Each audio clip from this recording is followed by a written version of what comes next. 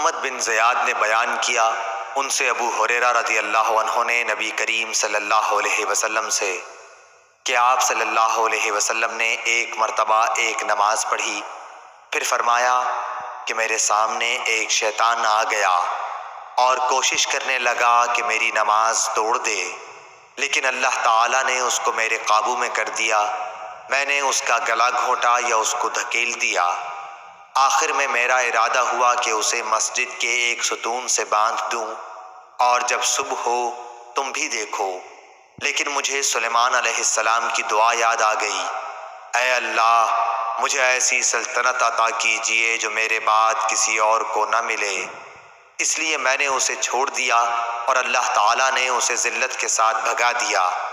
اس کے بعد نضر بن شمیل نے کہا کہ زعتہ زال سے ہے، جس کے معنی ہے کہ میں نے اس کا گلا گھونٹ دیا، اور دعتہ اللہ تعالیٰ کے اس قول سے لیا گیا ہے یوم یدعون، جس کے معنی ہیں قیامت کے دن وہ دوزخ کی طرف دھکیلے جائیں گے۔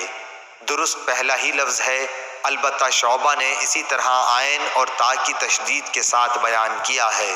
صحیح بخاری حدیث نمبر 1210۔